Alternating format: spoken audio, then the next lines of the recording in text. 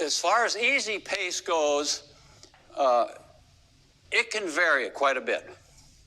And I don't think I made it clear enough in my previous edition of the book. They've talked me into a third edition that I have to turn in this December 1st. I've got more of a range for easy now. It's almost a minute. In other words, easy running, and I'm sure most of you experience this. Some days you go out for an easy run and you feel really good, and a little faster pace is more comfortable than a slower one is. Feel free to do that. If the VDOT thing says you're supposed to be running 7:30s and you feel good running 7:10s, you're fine. It's not going to hurt. On the other hand, there are days that you might feel, I got to run slower than that thing says. Feel free to run slower. The only thing I'd say about running easy, if you're not feeling too good, is if you're losing your mechanics, quit altogether.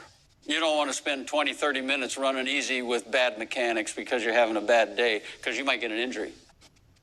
So whenever you do easy runs, you ought to work with good mechanics. Work on that 180 step turnover rate. That's more economical. Yeah, don't worry about varying the speed of easy stuff. It's good. So there are really only 4 kinds of training that you can do. There's easy running, which should be conversational. When you go for an easy run, you ought to be able to carry on a conversation with a friend without having to worry about it too much. Normal breathing, everything's fine. You're only working at easy, you're usually working at about a 60% effort. If you're measuring heart rate, you're about 65% of your maximum heart rate. It's pretty comfortable. Or if you're talking about maximum oxygen consumption, it's about 60% of your VO2 max. So that's easy. What does easy running do for you? Well, one thing is it strengthens your heart muscle tremendously. Because as you run harder, your heart rate goes up like that.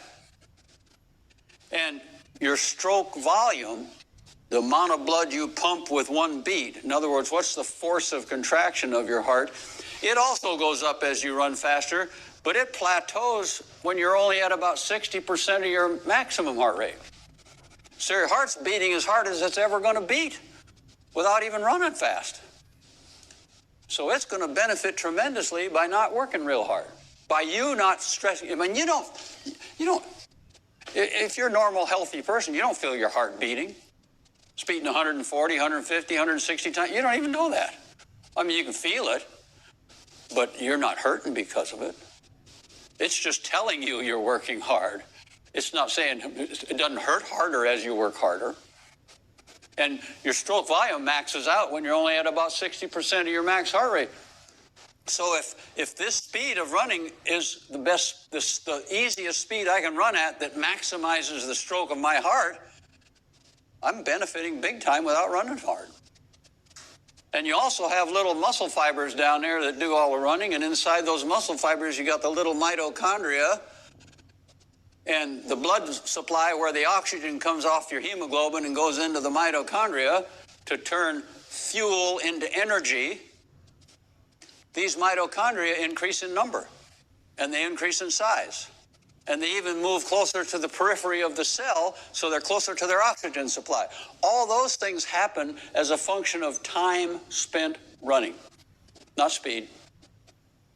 When you're out there jogging along at 60% effort on an easy run, these things are doing what they want to do. So you're getting big-time peripheral changes, and you're getting big-time heart muscle changes when you run easily. So there's a definite benefit of running easily. Because if you run easy, you're liable to keep it up longer, right? And if these things happen as a function of time, then easy is going to be better than hard. So that's one kind of training you have to do is easy.